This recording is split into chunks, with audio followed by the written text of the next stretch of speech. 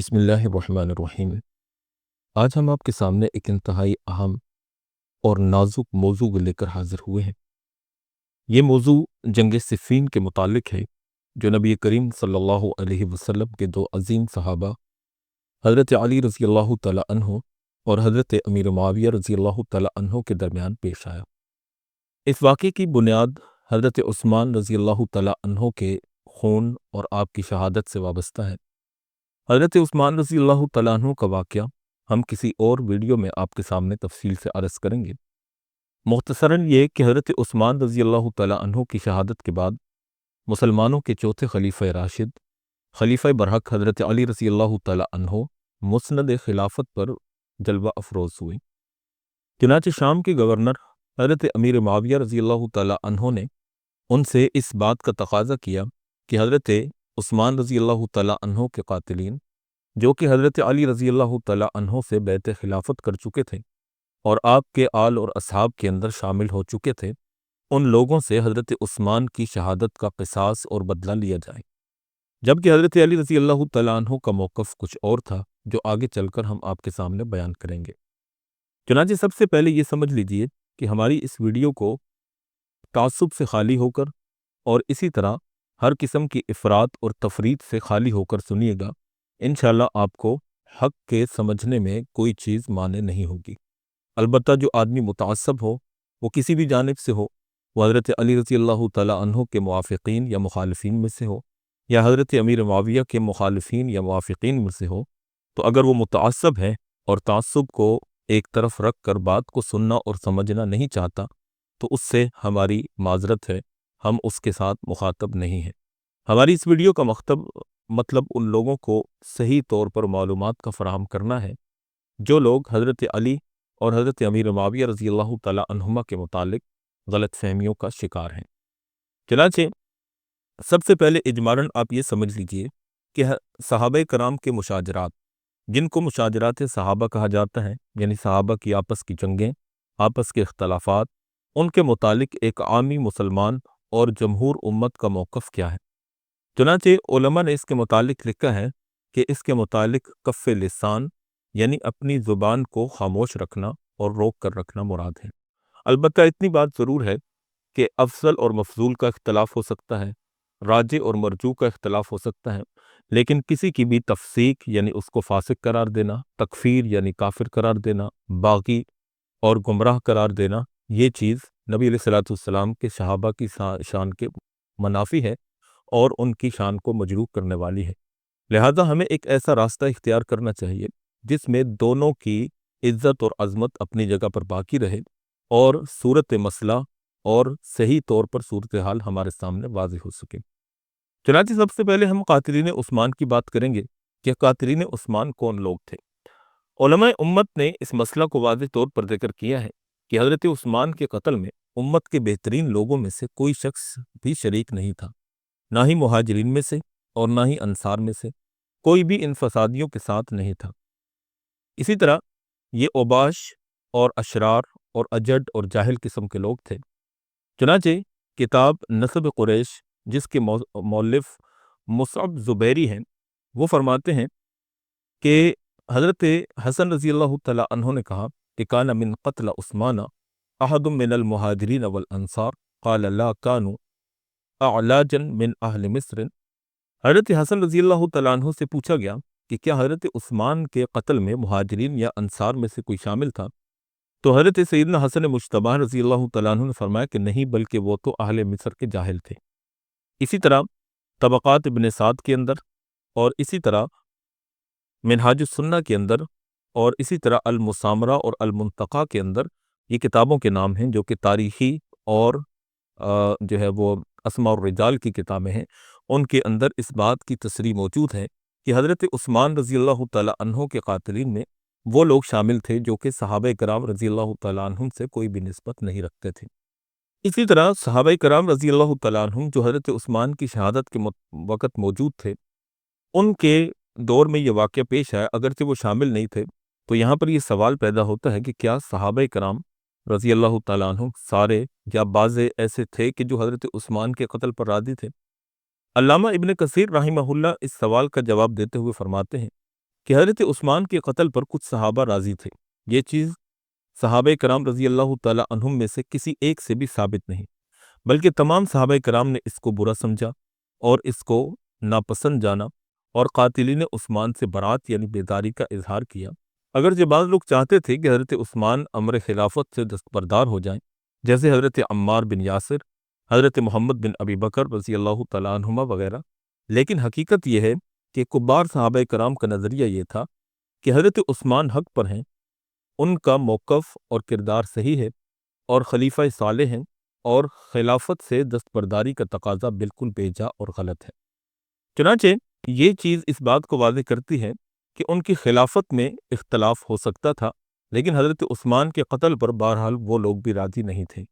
یہ مختصر سی بات تھی جو حضرت عثمان کی شہادت کے واقعہ کے متعلق ہم نے عرض کی۔ اب ہم آتے ہیں خلیفہ چہارم کی بیعت یعنی حضرت علی رضی اللہ تعالیٰ عنہ کی بیعت کی طرف۔ حضرت عثمان کی شہادت واقع ہونے کے بعد حضرت سیدنا علی رضی اللہ تعالیٰ عنہ سے ان لوگوں نے بہت تیزی سے بیعت کرنے کا تقاضا کیا جو لوگ واقع شہادت کا باعث تھے، اور حضرت علی رضی اللہ تعالیٰ عنہ چونکہ ان لوگوں سے دل برداشتہ اور ناخوش تھے، اس لیے انہوں نے برسر عام ان کی بیعت لینے سے انکار کیا۔ پھر صورتحال پیچیدہ ہو گئی اور مسلمانوں میں عام خانہ جنگی کا اندیشہ پیدا ہوا۔ آخر کار حضرت علی رضی اللہ تعالیٰ عنہ نے حالات کی نزاکت کی وجہ سے بیعت قبول کرنا شروع کر دی، کیونکہ ان حالات میں امت کو بغیر امیر کے چھوڑ دینا کسی صورت میں بھی درست نہیں تھا، اور بے شک حضرت علی رضی اللہ تعالیٰ عنہ ہی اس منصب کے سب سے زیادہ صلاحیت رکھنے والے تھے۔ صحابہ کرام میں سے اکابر صحابہ حضرت طلحہ، حضرت زبیر کو بھی ان لوگوں نے مجبور کیا تھا، اور وہ ہر وقت ان کے قتل کے در پہ تھے۔ بعض مورخین کے بقول انہوں نے حضرت علی کے ساتھ ان حالات میں بیعت کی کہ وہ کوئی فیصلہ از خود نہ کر سکتے تھے، انہوں نے اضطراری کیفیت میں ان کی بیعت کر لی۔ چنانچہ ان فسادی عناصر نے بیعت علی رضی اللہ تعالیٰ عنہ پر اس بنا پر زیادہ زور دیا کیونکہ وہ اس مسئلہ میں حضرت امیر المومنین سیدنا علی کی بیعت کر کے ایک طرح سے سیاسی پناہ چاہتے تھے، اور اس کے بغیر ان کے سامنے کوئی اور صورت پناہ کی نہیں تھی۔ اسی چیز کو حضرت شاہ ولی اللہ محدث دہلوی رحمہ اللہ نے قرۃ العینین، ان کی ایک کتاب ہے، اس میں درج کیا ہے۔ اسی طرح یہ ساری باتیں جو ہم نے آپ کے سامنے بیان کی، یہ البدایہ والنہایہ اور قرۃ العینین از امام شاہ ولی اللہ محدث دہلوی سے نقل کی ہیں۔ حضرت علی رضی اللہ تعالیٰ عنہ جب اہل مدینہ سے بیعت کر چکے تو اس کے بعد جلد ہی حضرت طلحہ اور زبیر عمرہ کے ارادہ سے مکہ مکرمہ چلے گئے، اور بعض امہات المومنین حضرت عائشہ وغیرہ پہلے ہی حج کے موقع پر وہاں تشریف لے گئی تھیں۔ پھر ان حضرات کے وہاں حضرت عثمان کی شہادت کے قصاص کے مسئلہ میں مذاکرات ہوئے، اور دیگر اکابرین کے ساتھ بھی اس مسئلہ پر گفتگو ہوئی۔ آخر کار ان حضرات نے بصرہ کی طرف سفر اختیار کیا، اور وہاں جنگ جمل کا واقعہ پیش آیا، جس کی تفصیلات ہم اپنی کسی اور ویڈیو میں آپ کے سامنے ضرور بیان کریں گے۔ حضرت عثمان کی شہادت کے بعد اس کے اثرات صحابہ کرام اور تابعین پر بہت زیادہ تھے۔ اس سلسلے میں بعض لوگوں کے بقول حضرت نعمان بن بشیر اور دیگر کئی حضرات ملک شام کی طرف چلے گئے، وہاں حضرت امیر معاویہ اور دیگر صحابہ کرام اور تابعین کی خدمت میں واقع شہادت عثمانی اور اس کی ہولناکی اور دردناک مناظر بیان کیے، اور ساتھ ساتھ قاتلین کا حضرت علی کی بیعت کر لینا اور ان کے ساتھ مجتمع رہنا بھی بیان کیا، اور ان لوگوں کی شرانگیزیوں اور سرگرمیوں کی تفصیلات بھی بیان کی۔ تو ان حالات کے معلوم ہونے پر حضرت امیر معاویہ اور دیگر صحابہ کرام اور تابعین نے بھی قصاص عثمان کے مطالبے کا اظہار کیا۔ ان حضرات کی بھی یہی رائے ہوئی کہ ان قاتلین عثمان سے پہلے قصاص لیا جائے، پھر اس کے بعد ہم خلیفہ رابع حضرت علی رضی اللہ تعالیٰ عنہ کی بیعت تسلیم کریں گے۔ اس صورت کے بغیر ہمارا حضرت علی کی بیعت تسلیم کر لینا مشکل ہے۔ اور یہ بھی معلوم ہو جانا چاہیے کہ اس مسئلے میں حضرت امیر معاویہ اکیلے نہیں تھے، بلکہ حضرت امیر معاویہ رضی اللہ تعالیٰ عنہ کے ساتھ متعدد صحابہ کرام جو کہ شام میں رہتے تھے، مثلاً عبادہ بن صامت، ابو دردہ، ابو امامہ اور عمر بن عبسہ وغیرہ رضی اللہ تعالیٰ عنہم صحابہ اور تابعین بھی شامل تھے۔ چنانچہ علامہ ابن کثیر البدایہ والنہایہ کے اندر فرماتے ہیں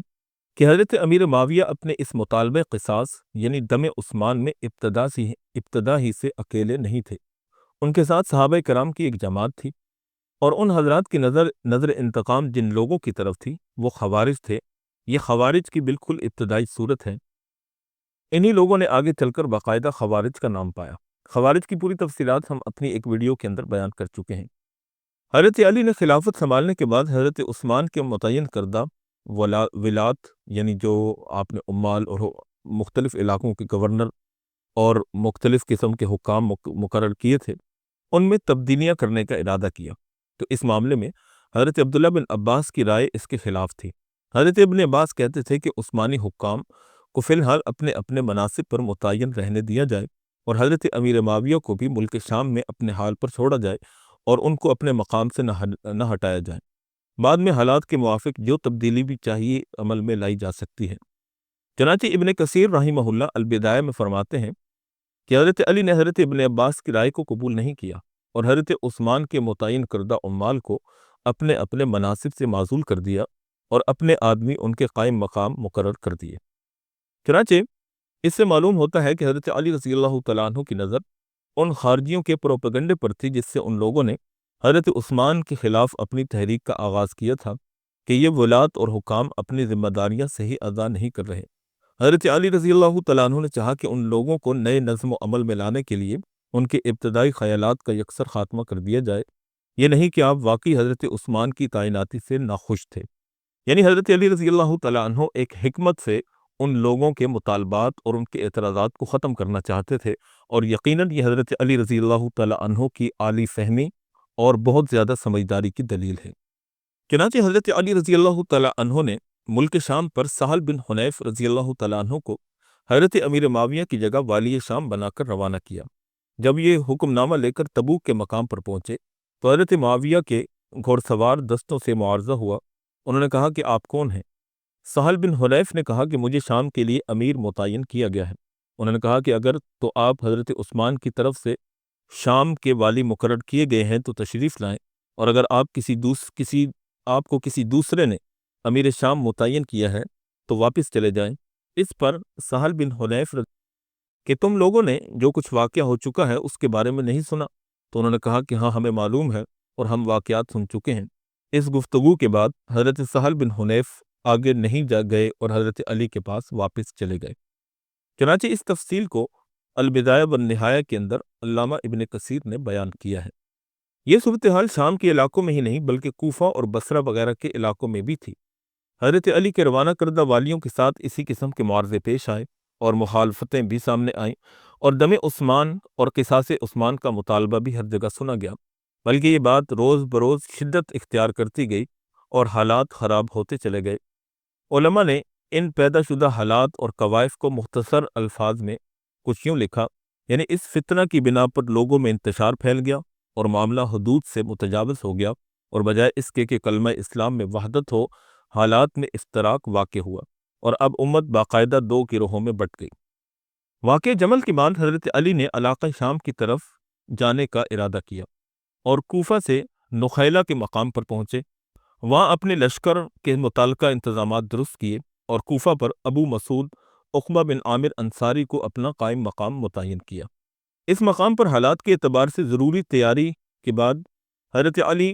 ملک شام کی طرف روانہ ہوئے اور دریائے فرات کے قریب ذی الحجہ 36 ہجری میں قیام کیا۔ بصرہ کے علاقوں میں جنگ جمل جمادی الاخری 36 ہجری میں لڑی جا چکی تھی، اور وہ بھی اسی قصاص دم عثمان کے مسئلے کی بنا پر فریقین میں پیش آئی تھی۔ یہ ابتداً ایک مجلس مصالحت تھی جسے مفسدین نے انجام کار جنگ بنا دیا تھا۔ اس جنگ میں حضرت طلحہ، حضرت زبیر اور حضرت عائشہ کا فریق مغلوب ہوا، جبکہ حضرت علی رضی اللہ تعالیٰ عنہ کامیاب ہوئے۔ اختتام جنگ پر حضرت علی نے حضرت ام المومنین کے بارے میں اعلان فرمایا کہ ان کی حرمت و عزت آج کے اس واقعہ کے بعد بھی وہی ہے جو اس سے پہلے تھی۔ چنانچہ مورخین نے لکھا ہے کہ جنگ جمل کے حالات و واقعات جب ملک شام پہنچے اور حضرت امیر معاویہ کو ان حالات کی اطلاع ہوئی کہ حضرت طلحہ اور زبیر اس جنگ میں شہید ہو چکے ہیں، اہل بصرہ شکست سے دوچار ہو چکے ہیں، اور حضرت علی اور ان کی جماعت غالب آ چکی ہے، تو اس موقع پر حضرت امیر معاویہ کو اہل شام نے قصاص عثمان کی طلب کے لیے آمادہ کیا، اور اہل شام نے حضرت امیر معاویہ کو اس سلسلے میں اپنا امیر بنا کر بیعت کی۔ یہ بیعت دم عثمان کے قصاص کے طلب کے لیے تھی، حضرت امیر معاویہ کی خلافت کے لیے نہیں تھی۔ چنانچہ ابن عساکر نے اس چیز کو اپنی تاریخ بلدۃ دمشق و شام کے اندر نقل کیا ہے۔ اب ہم آتے ہیں صفین کی جنگ کی طرف۔ چنانچہ صفین کا محل وقوع اور اس کے اندر جنگ کے وقوع ہونے کی تاریخ۔ بلاد شام کے مشرقی جانب میں صفین نام کا ایک مقام ہے جہاں پر فریقین کی جماعتوں کا اجتماع ہوا۔ یہ محرم 37 ہجری کا واقعہ ہے، جب حضرت امیر معاویہ کو حضرت علی اور ان کے جنود اور فوجیوں کی آمد کی خبر پہنچی تو وہ بھی اپنے لشکر کے ہمراہ شام کی مشرقی سرحد کے قریب پہنچ گئے۔ اس مقام پر دونوں فریق اپنی اپنی جماعتوں کے ساتھ جمع ہوئے۔ اس مقام پر ایک چیز واضح کر دینا مناسب ہے کہ فریقین کے درمیان مابہ النزاع اور مابہ الاختلاف کون سا مسئلہ تھا۔ یہاں یہ بات آپ اچھی طرح سے ذہن میں بٹھا لیجئے کہ حضرت علی اور حضرت امیر معاویہ رضی اللہ تعالیٰ عنہ کے درمیان جو چیز اختلاف کی وجہ تھی وہ کیا تھی، اس چیز کو سمجھنا اور اس چیز کو ملحوظ رکھنا اس سارے قضیے کو سمجھنے کے لیے بہت ہی ضروری ہے۔ اگر اس چیز کو ہم نہیں سمجھیں گے تو پھر ہم کسی نہ کسی صحابی کی شان میں گستاخی اور اس سے نفرت کے جذبات اپنے دل میں ضرور محسوس کریں گے۔ چنانچہ حضرت علی رضی اللہ تعالیٰ عنہ سے حضرت امیر معاویہ رضی اللہ تعالیٰ عنہ کا اختلاف وہ خلافت کے متعلق نہیں تھا، اس لیے کہ حضرت علی رضی اللہ تعالیٰ عنہ کے متعلق تمام امت کا اور جمہور اہل سنت والجماعت کا یہ موقف ہے کہ حضرت علی رضی اللہ تعالیٰ عنہ سابقون اولون میں بھی شامل ہیں، مہاجرین میں بھی شامل ہیں۔ اس کے علاوہ نبی علیہ الصلوۃ والسلام کی قربت میں نسبی اعتبار سے، رشتہ داری کے اعتبار سے بھی سب سے اعلیٰ ہیں۔ اس کے برعکس حضرت امیر معاویہ رضی اللہ تعالیٰ عنہ ان صفات اور ان خصوصیات سے محروم ہیں، لہٰذا فضیلت اور بیعت کے اعتبار سے حضرت علی رضی اللہ تعالیٰ عنہ ہی خلافت کے سب سے زیادہ مستحق تھے۔ یہاں پر جو موقف تھا وہ حضرت عثمان کے قتل کا بدلہ تھا، اور یہی چیز دونوں فریقوں کے درمیان اختلاف اور جنگ کا سبب بنی، نہ کہ ان کے درمیان جو ہے وہ خلافت اور فضیلت اور عدم فضیلت کا مسئلہ تھا، اس لیے کہ خود حضرت امیر معاویہ رضی اللہ تعالیٰ عنہ حضرت علی رضی اللہ تعالیٰ عنہ کی فضیلت اور آپ کی برتری کا اعتراف کئی جگہ پر کر چکے ہیں۔ آگے موقع آئے گا تو ہم اس کے حوالہ جات بھی آپ کے سامنے بیان کریں گے۔ چنانچہ ان ساری چیزوں کو علامہ ابن العربی رحمہ اللہ، علامہ قرطبی وغیرہ نے اپنی تفاسیر اور اپنی حدیث کی شروحات کے اندر بیان کیا ہے۔ مثال کے طور پہ شرح ترمذی، تفسیر قرطبی، الاصابہ وغیرہ اور فتح الباری، کتاب التمہید وغیرہ، ان سب کے اندر علماء نے ان ساری تصریحات کو بیان کر دیا ہے۔ علماء کرام نے یہ چیز بھی ذکر کی ہے کہ حضرت علی اور ان کی جماعت کے پیش نظر یہ بات تھی کہ فریق مقابل ہمارے نزدیک اہل بغی میں سے ہے، فلہذا جب تک یہ لوگ حق کی طرف رجوع نہ کریں گے ان کے ساتھ قتال لازم ہے۔ یہ حضرت علی کی رائے تھی۔ ابن حجر عسقلانی نے فتح الباری میں لکھا ہے کہ اذا حجت علی رضی اللہ تعالیٰ عنہ ومن معه ما شرع لهم من قتال اہل البغی حتی یرجعوا الی الحق۔ چنانچہ اس عبارت سے یہ بات معلوم ہوتی ہے کہ حضرت علی رضی اللہ تعالیٰ عنہ اہل شام کے متعلق یہ موقف رکھتے تھے کہ وہ لوگ امیر مقررہ یعنی حضرت علی رضی اللہ تعالیٰ عنہ جو کہ متفقہ طور پر خلیفہ بن چکے ہیں، ان کی خلافت کی بیعت نہ کر کے بغاوت کا راستہ اختیار کر رہے ہیں، جو کہ بالکل بھی مناسب نہیں ہے۔ دوسری طرف فریق مقابل کا جو موقف تھا وہ بھی بڑا دلچسپ ہے۔ حضرت امیر معاویہ اور ان کی جماعت، جن میں متعدد صحابہ بھی شامل تھے جو ملک شام میں مقیم تھے، ان کی رائے یہ تھی کہ حضرت عثمان ظلماً شہید کیے گئے اور ان کے قاتلین علوی جیش میں موجود ہیں، یعنی حضرت علی کے لشکر میں موجود ہیں، ان سے قصاص لیا جائے، اور ہمارا مطالبہ صرف قصاص عثمان کے متعلق ہے، خلافت کے بارے میں ہمارا کوئی جھگڑا نہیں ہے۔ جب تک قاتلین حضرت عثمان حضرت علی کے لشکر میں ہیں اور ان کو شرعی سزا نہیں دی جاتی، اس وقت تک ہم بیعت نہیں کر سکتے، یا پھر دیگر صورت یہ ہے کہ قاتلین کو ہمارے حوالے کر دیا جائے تاکہ ہم ان سے قصاص لے سکیں۔ چنانچہ حاصل کلام یہ ہے کہ امر خلافت آپ کے لیے ہم تسلیم نہیں کریں گے جب تک کہ اہل فساد اور اہل شر کو ختم نہ کیا جائے، جنہوں نے خلیفہ برحق کا محاصرہ کر کے انہیں ناحق طور پر شہید کیا۔ یہ چیز دین کے معاملہ میں بڑی رخنہ اندازی ہوئی اور اہل اسلام میں خلل عظیم کا سبب بنی۔ چنانچہ ابن ابی شیبہ میں حضرت امیر معاویہ کا فرمان یوں نقل کیا گیا ہے، قال معاویۃ ما قتلت علیا الا فی امر عثمان، یعنی ہمارا حضرت علی سے جھگڑا حضرت عثمان کے معاملے کے علاوہ کسی اور چیز میں نہیں ہے۔ اسی طرح شیعہ کے مشہور مورخ نصر بن مزاحم منقری نے بھی حضرت امیر معاویہ کا یہی قول نقل کیا ہے۔ چنانچہ نصر بن مزاحم منقری شیعی اپنی کتاب واقع صفین کے اندر تحت کتاب معاویہ و عمر الی اہل المدینہ اس کے اندر اس چیز کو نقل کیا۔ چنانچہ انہوں نے اس کو یوں لکھا، وَأَمَّا الْخِلَافَةُ فَلَسْنَا نَطْلُبُهَا، کہ ہم لوگ خلافت کے بارے میں بالکل بھی طلبگار نہیں ہیں۔ حضرت امیر معاویہ کی جانب سے علماء کرام نے یہ وجہ بھی تحریر کی ہے کہ حضرت امیر معاویہ اور ان کے ہم نوا لوگوں کی دلیل یہ تھی کہ حضرت عثمان ظلماً قتل کر دیے گئے ہیں اور ان کے قاتلین بذات خود عراقی جیش میں موجود ہیں، یعنی حضرت علی کے لشکر میں موجود ہیں، چنانچہ ان لوگوں سے بدلہ لیا جانا چاہیے۔ اسی طرح علامہ شعرانی اور صاحب مسامرہ، المسامرہ ان کی کتاب ہے، اور علامہ شعرانی کی کتاب الیواقیت الجواہر کے اندر اس چیز کو یوں بیان کیا گیا، یعنی ان دونوں حضرات کے مابین خلافت میں نزاع نہیں تھا جیسا کہ بعض لوگوں کو وہم ہو گیا، بلکہ قاتلوں کو حضرت عثمان کے وارثوں کے سپرد کر دینے میں تنازع تھا تاکہ وہ ان سے قصاص لے سکیں۔ چنانچہ ان امور کی روشنی میں فریقین کے الگ الگ اور مختلف نظریات اور موقف سامنے آ گئے، اور آپ کو حضرت علی کا موقف بھی پتہ چل گیا اور حضرت امیر معاویہ رضی اللہ تعالیٰ عنہ کا موقف بھی پتہ چل گیا۔ اگر میں اس کو آسان الفاظ میں آپ کے سامنے بیان کروں تو آپ کے لیے سمجھنے میں بہت آسانی ہوگی۔ حضرت علی رضی اللہ تعالیٰ عنہ کے موجودگی میں مدینہ طیبہ کے اندر حضرت عثمان کی شہادت کا واقعہ پیش آیا، اور اس کے بعد آپ کی خلافت جب منعقد ہو گئی اور اہل مدینہ اور اہل حجاز نے آپ کی بیعت کو قبول کر لیا، تو حضرت امیر معاویہ رضی اللہ تعالیٰ عنہ نے بیعت کرنے کے لیے شرط یہ لگائی کہ حضرت عثمان کے قاتلوں سے پہلے بدلہ لیا جائے اور پھر اس کے بعد ہم حضرت علی رضی اللہ تعالیٰ عنہ کی بیعت کریں گے، جبکہ حضرت علی رضی اللہ تعالیٰ عنہ کا موقف یہ تھا کہ پہلے میری بیعت کر لو، میرے دست و بازو بن جاؤ، میری طاقت بن جاؤ، اور پھر اس کے بعد ہم حالات کی نزاکت اور اس کے لیے بہترین حکمت عملی واضح کر کے ان لوگوں سے جو حضرت عثمان کے قتل میں ملوث ہیں بدلہ لینے کی کوشش اور مساعی کریں گے،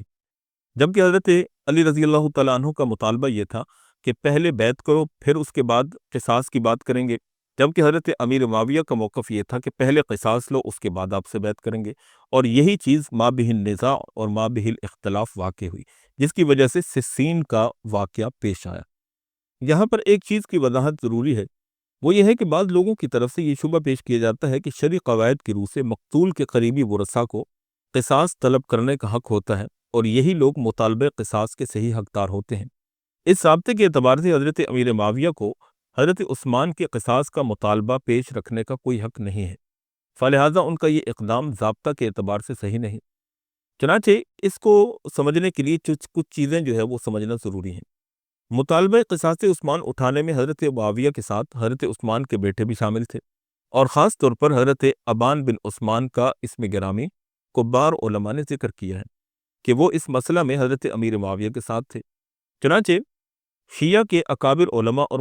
مصنفین نے بھی اس مسئلہ کو تصریحاً ذکر کیا ہے۔ چنانچہ سلیم بن قیس ہلالی شیعی کہتے ہیں، جن کی کتاب سلیم بن قیس الکوفی الہلالی الشیعی العامری، جو کہ نجف اشرف سے چھپی ہوئی کتاب ہے، وہ فرماتے ہیں کہ ان معاویہ یطلب بدم عثمان ومعہ ابان ابن عثمان وولد عثمان، کہ حضرت معاویہ رضی اللہ تعالی عنہ کے ساتھ حضرت عثمان کے قتل اور ان کے قصاص کے لینے کے لیے حضرت عثمان کے بیٹے ابان بن عثمان بھی ساتھ تھے۔ اسی طرح بعض مورخین نے لکھا ہے کہ حضرت امیر معاویہ نے ابو مسلم خولانی اور ان کی جماعت کے ساتھ اس مسئلے پر گفتگو کرتے ہوئے وضاحت کی، فرمایا کہ انا ابن عمہ و انا اطلب بدمہ و امرہ، کہ یعنی مقتول مظلوم خلیفہ کے میں چچا کا بیٹا ہوں اور یہ معاملہ والیوں کی طرف سے میرے سپرد کیا گیا ہے، اس بنا پر مقتول کے خون کا مطالبہ کر رہا ہوں۔ ان تصریحات کی روشنی میں حضرت معاویہ کی مطالبہ از روئے ضابطہ درست ہے اور اقدام صحیح ہے۔ اس اجتماع کو شیعہ کے کبار علماء اور اہل سنت کے مصنفین نے بھی رفع کر دیا ہے۔ اب اس پر مزید کسی جواب کی حاجت میں نہیں سمجھتا کہ آپ کے سامنے پیش کی جائے۔ چنانچہ جب یہ واقعات بہت زیادہ طول پکڑ گئے اور حالات کشیدہ سے کشیدہ تر ہوتے گئے، تو ہر دو فریق کے درمیان اس دور کے بعد اکابر حضرات نے جھگڑا ختم کرنے کی کوششیں کی۔ ان میں سے بعض کاوشوں کا ہم آپ کے سامنے مختصراً حال بیان کرتے ہیں۔ ایک تو یہ ہے کہ حضرت علی نے مشہور صحابی جریر بن عبداللہ رضی اللہ تعالیٰ عنہ کو ایک مراسلہ دے کر حضرت معاویہ کی جانب روانہ فرمایا۔ خط کا مضمون یہ تھا کہ مہاجرین و انصار نے ہماری بیعت کر لی ہے، آپ کو اور آپ کے علاقہ کے لوگوں کو اس بیعت میں داخل ہو جانا چاہیے۔ واقع جمل اسی نزاع کی وجہ سے پیش آ چکا ہے۔ جریر بن عبداللہ نے ملک شام جا کر حضرت امیر معاویہ کی خدمت میں جب یہ خط پیش کیا تو حضرت امیر معاویہ نے حضرت عمر بن عاص اور دیگر اکابر اہل شام کو اس خط سے مطلع کرنے کے بعد مشورہ طلب کیا، تو ان حضرات نے بیعت سے انکار کر دیا اور کہا کہ جب تک کہ قاتلین حضرت عثمان کو قتل نہ کیا جائے یا قاتلین کو ہمارے حوالے نہ کیا جائے تو ہم ہرگز بیعت نہیں کریں گے۔ چنانچہ البدایہ والنہایہ کے اندر اس تفصیل کو علامہ ابن کثیر نے بیان کیا ہے۔ جریر بن عبداللہ جب اس مسئلے میں ناکام ہو گئے تو انہوں نے فریقین سے الگ ہو کے قریقیسیہ کے مقام پر گوشہ نشینی اختیار کر لی اور حضرت امیر معاویہ کو مطلع کر دیا کہ حضرت علی نے آپ کی شرائط کو قبول نہیں کیا۔ اس ساری تفصیل کو علامہ ابن حجر نے الاصابہ فی تمییز الصحابہ کے اندر بیان کیا ہے۔ یہ جریر بن عبداللہ حضرت علی رضی اللہ تعالیٰ عنہ کے آدمی تھے اور حضرت علی کے اس رد عمل سے ان سے علیحدہ ہو جانا بتلاتا ہے کہ اب وہ بھی حضرت امیر معاویہ کے اختیار کردہ موقف میں کچھ وزن محسوس کرنے لگے تھے۔ اسی طرح ایک مشہور تابعی عبیدہ سلیمانی نے اپنے دیگر احباب علقمہ بن قیس، عامر بن عبد قیس، عبداللہ بن عتبہ بن مسعود وغیرہ کے ہمراہ کوشش کی کہ فریقین میں جھگڑا ختم ہونے کی کوئی صورت پیدا ہو جائے۔ چنانچہ یہ حضرات حضرت امیر معاویہ کی خدمت میں اس مسئلے کے لیے پہنچے اور عرض کیا کہ آپ کا اس سلسلے میں کیا مطالبہ ہے۔ حضرت امیر معاویہ نے فرمایا کہ حضرت عثمان کے قصاص کا مطالبہ درپیش ہے، حضرت علی کے ہاں قاتلین پناہ لیے ہوئے ہیں، اس بنا پر ہم ان سے یہ مطالبہ کیے ہوئے ہیں۔ پھر یہ مطالبہ ان حضرات نے حضرت علی کی خدمت میں جا کر عرض کیا تو حضرت علی رضی اللہ تعالیٰ عنہ نے فرمایا واللہ ما قتلت ولا امرت ولا مالیت، یعنی فرماتے ہیں کہ اللہ کی قسم میں نے نہ حضرت عثمان کو قتل کیا ہے، نہ میں نے اس بات کا حکم دیا ہے اور نہ میں نے اس چیز پر قاتلین سے تعاون کیا ہے۔ قاتلین اپنی تعویلات فاسدہ کی بنا پر اس فتنہ میں پڑ گئے اور انہوں نے حضرت عثمان کو میری خلافت سے پہلے ہی شہید کر دیا، میرا اس میں کوئی عمل دخل نہیں ہے۔ حضرت امیر معاویہ رضی اللہ تعالیٰ عنہ ان کے جواب میں تقاضا کرتے تھے کہ قاتلین عثمان ان کے لشکر میں موجود ہیں، ان سے قصاص دلایا جائے۔ چنانچہ حاصل کلام یہ ہے کہ حضرت علی کی طرف سے قتل سے برات کے بعد ان کا اپنی بیعت اور اطاعت کا مطالبہ مقدم تھا اور حضرت امیر معاویہ کی جانب سے قصاص دم عثمان کا تقاضا مقدم تھا۔ چنانچہ اسی طرح ایک اور بزرگ ابو مسلم خولانی جو اپنے زہد و تقوی اور عبادت میں مشہور تھے، انہوں نے بھی اپنے احباب کے ہمراہ جذبہ اخلاص کے تحت اس مسئلے میں اختلاف کو ختم کرنے کی کوشش کی۔ چنانچہ ابو مسلم اپنے احباب کے ساتھ حضرت امیر معاویہ کی خدمت میں حاضر ہوئے اور عرض کیا کہ آپ خلافت کے بارے میں حضرت علی سے تنازع کرتے ہیں کہ آپ ان کے ہم پایا ہیں؟ تو حضرت امیر معاویہ نے جواب دیا کہ اللہ کی قسم میں ان کا ہم مرتبہ نہیں ہوں، وہ مجھ سے افضل ہیں اور امر خلافت میں بھی زیادہ حقدار ہیں، لیکن کیا تم جانتے نہیں ہو کہ حضرت عثمان ظلماً قتل کیے گئے ہیں اور میں ان کا قریبی رشتہ دار چچا کا بیٹا ہوں اور میں ان کے خون کے قصاص کا طالب ہوں۔ تم جناب علی المرتضیٰ رضی اللہ تعالیٰ عنہ کے پاس جاؤ اور ان سے کہو کہ قاتلین عثمان ہمارے حوالے کر دیں، ہم امر خلافت ان کے لیے تسلیم کر لیتے ہیں۔ اس کے بعد وہ حضرت علی کی خدمت میں پہنچے اور گفتگو جو حضرت امیر معاویہ سے ہوئی ان کی خدمت میں ذکر کی تو حضرت علی رضی اللہ تعالیٰ عنہ نے قاتلین عثمان کو ان کے حوالے نہیں کیا۔ اس مقام پر بعض روایات میں اس طرح بھی مذکور ہے کہ حضرت علی نے جواباً فرمایا کہ وہ بیعت میں داخل ہو جائیں اور اطاعت قبول کر لیں، اس کے بعد یہ مسئلہ میرے ہاں پیش کریں اور فیصلہ طلب کریں، لیکن حضرت امیر معاویہ اس چیز پر آمادہ نہ ہوئے۔ چنانچہ ابن عساکر، ابن کثیر، حافظ ذہبی، ابن حجر عسقلانی وغیرہ علماء نے اس گفتگو کو اپنے اپنے الفاظ میں ذکر کیا ہے۔ چنانچہ تاریخ بلدۃ دمشق، ابن عساکر، البدایہ، سیر اعلام النبلاء، تاریخ اسلام للذہبی اور عقیدہ سفارینی کے اندر یہ ساری کی ساری تفصیلات موجود ہیں۔ بعض روایات میں او یحاکمہم الی فامتنع معاویہ یہ الفاظ بھی نقل کی گئے ہیں۔ رفع نزاع کے لیے بہت سی مساعی کی گئیں جن میں سے کچھ ہم نے آپ کے سامنے ذکر کی، اور دونوں فریق جو ہے وہ ان تمام کوششوں اور مذاکرات کے باوجود اپنے اپنے دعوے اور اپنے اپنے موقف سے دستبردار نہ ہوئے۔ جنگ صفین کے وقوع پذیر ہونے کے جو حالات اور واقعات تھے وہ ہم نے آپ کے سامنے، اور جو اصل میں جھگڑے کا سبب تھا وہ ہم نے آپ کے سامنے پوری طرح بیان کرنے کی کوشش کی ہے۔ اور اہل سنت والجماعت یہاں پر جو موقف رکھتے ہیں وہ یہ ہے کہ حضرت علی رضی اللہ تعالیٰ عنہ کا موقف اس تمام معاملے میں حق پر تھا اور حضرت امیر معاویہ رضی اللہ تعالیٰ عنہ خطائے اجتہادی کے مرتکب ہوئے، اور حضرت امیر معاویہ رضی اللہ تعالیٰ عنہ چونکہ مجتہد صحابی ہیں اور ان کی اس اجتہادی خطا کو عام خطا کی طرح نہیں دیکھنا چاہیے، بلکہ وہ نبی علیہ الصلوۃ والسلام کے رشتہ دار بھی ہیں، آپ علیہ الصلوۃ والسلام کے برادر نسبتی ہیں، اور آپ علیہ الصلوۃ والسلام کے ہاں آپ کا بڑا مقام ہے، اور اسی طرح نبی علیہ الصلوۃ والسلام کے دیگر بڑے اکابر صحابہ کرام کی نظر میں بھی آپ کی بڑی اہمیت اور مقام ہے، لہٰذا آپ کی فضیلت کا انکار کرنا بھی ممکن نہیں۔ چنانچہ ان دونوں چیزوں کے اندر یہ بات ملحوظ رکھنی چاہیے کہ حضرت علی رضی اللہ تعالیٰ عنہ کو حق پر تسلیم کرنے کا یہ مطلب ہرگز نہیں ہے کہ ہم حضرت امیر معاویہ رضی اللہ تعالیٰ عنہ پر طعن و تشنیع کو جائز سمجھتے ہیں، بلکہ حضرت علی رضی اللہ تعالیٰ عنہ چوتھے خلیفہ ہیں، خلیفہ راشد ہیں، خلیفہ برحق ہیں، اور حضرت امیر معاویہ رضی اللہ تعالیٰ عنہ خطائے اجتہادی کے مرتکب ہوئے، اور یہی اہل سنت والجماعت کا موقف ہے۔ یہاں تک کہ ہم نے آپ کے سامنے پہلا حصہ بیان کیا، کوشش ہماری یہ تھی کہ ایک ہی حصے کے اندر اس تمام واقعات کو آپ کے سامنے پیش کر دیا جائے، لیکن یہ موضوع اس قدر تفصیل طلب ہے کہ اگر اس کو موٹا موٹا بیان کیا جائے تو بہت سی چیزیں تشنہ طلب اور تشنہ تحقیق رہ جاتی ہیں، جس سے اصل حقیقت سامنے والے کو معلوم نہیں ہو سکتی۔ اس لیے ہم نے کوشش کی کہ ایک ہی حصے میں بیان کریں، لیکن ایسا نہیں ہو سکا، اس لیے ہم اس کا دوسرا حصہ بھی آپ کے سامنے پیش کریں گے، جس میں جنگ صفین اور اس کے متعلقات بھی بیان کیے جائیں گے۔ امید ہے کہ آپ کو اس ویڈیو سے بہت کچھ نیا سیکھنے اور جاننے کو ملا ہوگا، اور آپ کے علم میں اضافے کا سبب بھی بنا ہوگا، اور بہت سے ایسے اعتراضات اور وساوس جو آپ کے دلوں میں سالوں سے پنپ رہے ہوں گے، ان سوالوں کے جواب بھی آپ کو ملے ہوں گے۔ اگر آپ کو ہماری یہ ویڈیو پسند آئی ہو تو ہمارے چینل کو سبسکرائب ضرور کر دیجئے گا، اور اپنے دوست و احباب میں شیئر بھی ضرور کر دیجئے گا۔ اللہ پاک ہم سب کا حامی و ناصر ہو، اور نبی علیہ الصلوۃ والسلام، آپ کے صحابہ و اہل بیت سے دلی محبت اور عقیدت رکھنے کی اللہ پاک ہم سب کو توفیق عطا فرمائے۔ وما علینا الا البلاغ المبین۔